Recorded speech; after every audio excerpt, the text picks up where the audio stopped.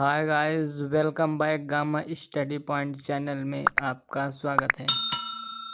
आज हम आपके लिए साइंस की अगली लेसन प्लान की वीडियो लेकर के आए हुए हैं। तो चलिए शुरू करते हैं हम आज का अपना लेसन प्लान।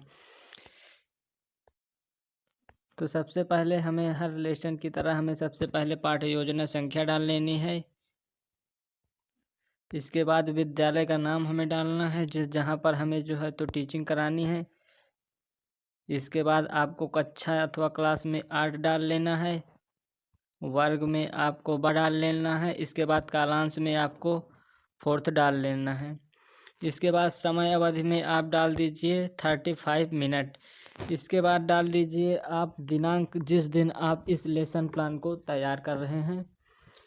फिर इसके बाद हम अगले पर डाल देंगे विषय में। तो विषय में आपका साइंस अथवा विज्ञान हो जाएगा। इसके बाद उप विषय सब सब्जेक्ट में आपका रसायन हो जाएगा। और इसके बाद प्रकरण की बात करें तो प्रकरण में आपका प्लास्टिक हो जाएगा। तो इसके बाद हम नेक्स्ट हेडिंग पर चल रहे हैं। तो नेक्स्ट हेडिंग पर हम डालेंगे सामान्य उद्देश्य, जनरल ऑब्जेक्ट क्या क्या है इस लेसन प्लान के। तो पहला इसमें आपका हो जाएगा विद्यार्थी विज्ञान विषय के प्रति रुचि ले सकेंगे, अर्थात बालकों के हृदय में उनके जो है तो मन मस्तिष्क में विज्ञान के प्रति उत्सुकता जागृत करना इसका पहला सामान्य उद्देश्य रहेगा। और इसके बाद हम दूसरे उद्देश्य पर चलेंगे। तो दूसरा उद्देश्य में आपका हो जाएगा बच्चों में वैज्ञानिक दृष्टिकोण का विकास होगा, अर्थात वैज्ञानिक दृष्टिकोण से हमारा तात्पर्य बालक किसी वस्तु अथवा किसी घटना को किस तर्क के आधार पर अपने संज्ञान में धारण करते हैं या फिर उन्हें प्रत्यय स्मरण रखने का कोशिश करते हैं। और फिर इसके बाद तीसरे में हो जाएगा आपका बच्चों में तार्किक व मानसिक क्षमता का विकास हो सकेगा, अर्थात छात्र किसी भी रीजन के पीछे उसको लॉजिक अथवा उसके तर्क को दे सकते हैं कि ऐसा क्यों होता है। इस प्रकार की मानसिक क्षमता का विकास करना हो जाएगा। और इसके बाद नेक्स्ट पर चलेंगे। तो नेक्स्ट पर हो जाएगा आपका 4th नंबर, बच्चे दैनिक जीवन में विज्ञान विषय का उपयोग करना सीख सकेंगे, कि दैनिक जीवन में जो है तो विज्ञान ने हमें जो दिए हैं प्रयोग के माध्यम से उन्हें हम अपने दैनिक जीवन में किस प्रकार उसका उपयोग ले सकते हैं। इसके बाद हम अगली हेडिंग पर चलेंगे। तो अगली हेडिंग पर आपका हो जाएगा विशिष्ट उद्देश्य, स्पेसिफिक ऑब्जेक्ट। इसमें पहला नंबर हो जाएगा आपका ज्ञानात्मक अथवा कॉग्निटिव माइंड में छात्र प्लास्टिक के गुण धर्मों का प्रत्यय स्मरण कर सकेंगे, कि हम जो अपने दैनिक जीवन में जो है तो विभिन्न प्रकार की वस्तुओं प्लास्टिक से बनी वस्तुओं का किस प्रकार से हम उसको प्रत्यय स्मरण करेंगे। और दूसरे में आपका हो जाएगा अवबोध या फिर कॉम्प्रिहेंशन।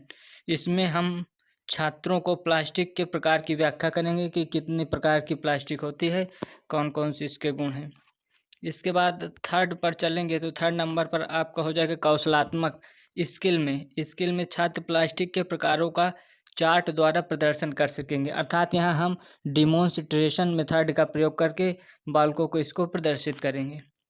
इसके बाद हम नेक्स्ट पर चलेंगे। तो नेक्स्ट में आपका हो जाएगा 4th नंबर में अभिरुचि के माध्यम से छात्रों में प्लास्टिक के कार्यों के प्रति रुचि विकसित कर सकेंगे। और इसके बाद 5वें में आपका हो जाएगा ज्ञानोपयोग, अर्थात इस ज्ञान को बालक अपने जीवन में किस प्रकार के उपयोग करेंगे। तो इसमें हो जाएगा छात्र प्लास्टिक से प्राप्त ज्ञान का दैनिक जीवन में परिस्थितियों में उपयोग कर सकेंगे। आई होप कि इतनी बात आपको समझ में आ गई होगी।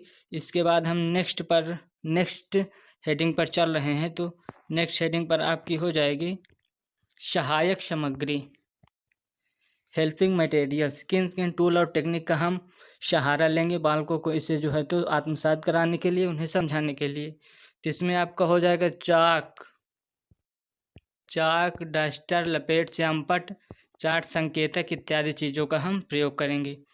फिर इसके बाद हम अगली हेडिंग डालेंगे पूर्व ज्ञान, प्री नॉलेज। यह जानने का प्रयास करेंगे कि बालक को पूर्व ज्ञान कहाँ तक उन्हें प्राप्त हुआ है, जिससे कि हम इस आज के टॉपिक अथवा प्रकरण का नवीन ज्ञान को बालकों के पूर्व ज्ञान से आसानी से जोड़ सकें। तो इसमें हम बोलेंगे कि छात्र प्लास्टिक के बारे में सामान्य जानकारी रखते हैं, यदि नहीं जानते हैं तो इसे हम उन्हें बताने का हम प्रयास करेंगे। इसके बाद हम अगली हेडिंग पर चलेंगे। तो अगली हेडिंग पर आपका हो जाएगा पाठ प्रस्तावना प्रश्न, लेसन प्रेजेंटेशन क्वेश्चंस। तो इसमें हम सबसे पहले अपने पेज को 3 डिवाइड लाइन में बांट लेंगे। एक तरफ हो जाएगी क्रम संख्या और दूसरी तरफ हो जाएगी छात्राध्यापक अथवा छात्राध्यापिका की क्रिया, और फिर तीसरे में हो जाएगा आपका विद्यार्थी अनुक्रिया। तो इसमें हम छात्रों से कुछ क्वेश्चन करेंगे। कुछ ऐसी चीज़ों के नाम बताइए जो आप खाने से मीठे लगती हो। तो इसमें बालक बताएंगे कि मिठाई, बिस्कुट, टॉफ़ी इत्यादि का। इसके बाद हम नेक्स्ट क्वेश्चन बालकों से करेंगे कि कुछ चॉकलेटों के नाम बताइए। तो डेयरी मिल्क तथा मंच डस्टर आदि का हो जाएगा। इसके बाद डेयरी मिल्क चॉकलेट किस चीज़ में पैक होकर के आते हैं बाज़ार से, तो बालक बताएंगे प्लास्टिक। फिर इसके बाद हम चौथा क्वेश्चन बालकों से पुटअप करेंगे कि प्लास्टिक के निर्माण मनुष्य कहाँ करता है। तो बालकों का उत्तर होगा फैक्ट्री में करता है, इत्यादि में करता है। इसके बाद हम नेक्स्ट पर चलेंगे। तो नेक्स्ट में आपका हो जाएगा उद्देश्य कथन, ऑब्जेक्ट ऑफ टेलिंग्स, अर्थात आज के हमें इस प्रकरण को लेकर आने का, बालकों को पढ़ाने का उद्देश्य क्या क्या है, जिसके माध्यम से हम उन उद्देश्यों को प्राप्त करेंगे। तो हम कहेंगे कि बच्चों, आज हम लोग प्लास्टिक के बारे में विस्तृत एवं गहन अध्ययन करने वाले। फिर आपकी नेक्स्ट हेडिंग हो जाएगी पाठ प्रस्तुतिकरण, लेसन प्रेजेंटेशन। तो इसमें हमें अपने जो है तो पेज को 4 डिवाइड लाइन में बांट लेना है। एक तरफ हो जाएगा शिक्षण बिंदु, शिक्षण बिंदु में आपका हो जाएगा प्लास्टिक, और दूसरे में हो जाएगा छात्राध्यापिका क्रिया, जिसमें विकासात्मक प्रश्न होंगे, और फिर तीसरे में हो जाएगा विद्यार्थी अनुक्रिया। जब छात्र कुछ अनुक्रिया करेंगे तो उसके रिस्पॉन्स अथवा उसमें जो है तो छात्र अपनी क्या प्रतिक्रिया देंगे। इसके बाद शिक्षण विधियां में आपका लास्ट में हो जाएगा शिक्षण विधियां, किन किन शिक्षण विधियों का हम प्रयोग करने वाले, डिमॉन्स्ट्रेशन मेथड या फिर खोज विधि, ह्यूरिस्टिक मेथड, फिर या फिर व्याख्यान, कहानी कथन, जिन भी विधियों का हम प्रयोग करने वाले हैं इसको बालकों को समझाने के लिए। इसके बाद हम नेक्स्ट पर चल रहे हैं। तो नेक्स्ट में आपका हो जाएगा विकासात्मक प्रश्न। विकासात्मक प्रश्न में फिर बालकों से कुछ करेंगे, पॉलीथीन किस तरह का प्लास्टिक है, तो तनुमय होता है। इसमें हम किस विधि का प्रयोग करें, प्रश्नोत्तर विधि का, क्वेश्चन आंसर मेथड का, जिसको किसने दिया है, जिसको अरस्तु ने दिया है। इसके बाद दूसरा प्रश्न हो जाए प्लास्टिक के गुणधर्म बताइए। तो छात्र मौन हो जाएंगे, क्लास में सन्नाटा बसा जाएगा, क्योंकि इसके बारे में बालकों को अभी पढ़ाया नहीं गया, ना उन्हें इस बात का ज्ञान है। इसके बाद हम स्पष्टीकरण या फिर क्लासिफिकेशन हेडिंग डालेंगे, क्लासिफिकेशन। इसके बाद क्लासिफिकेशन में बालकों को हम इसको प्लास्टिक के जो है तो गुणधर्मों को स्पष्ट करेंगे।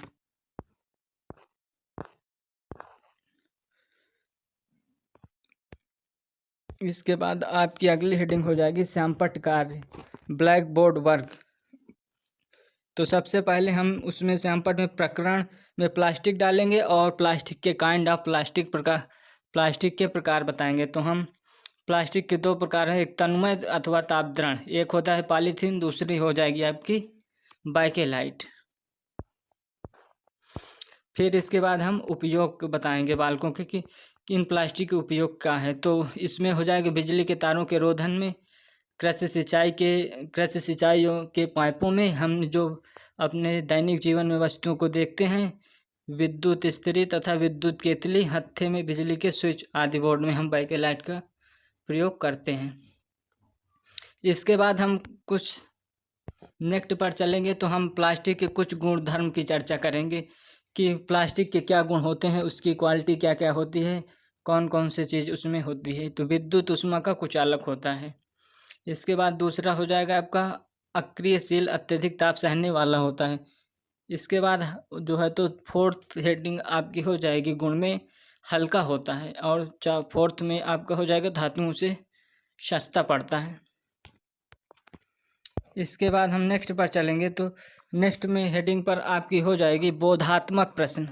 अच्छा, बालक को जो है तो जो बोध हुआ है, जो ज्ञान हुआ है, उस प्रकार के प्रश्न हम करेंगे। तो इसमें पहला हो जाएगा आपका बाइकेलाइट किस प्रकार का प्लास्टिक है, और सेकंड में हो जाएगा किस प्लास्टिक को नई आकृतियों में ढाला जा सकता है।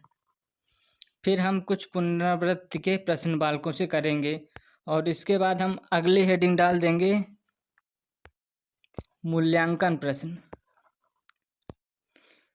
हमने आपसे बताया है कि हम इस प्रकार के चैप्टर अथवा किसी प्रकरण में बालकों का मूल्यांकन जानने के लिए हम फॉर्मेटिव असेसमेंट अथवा निर्माणात्मक मूल्यांकन का उपयोग करते हैं। इससे इकाई के अंत अथवा बीच में बालकों से क्वेश्चन पुटअप करते हैं। तो इसमें हम बालकों से पूछेंगे प्लास्टिक के कुछ गुणधर्म बताइए तथा त्रापदण प्लास्टिक क्या होता है।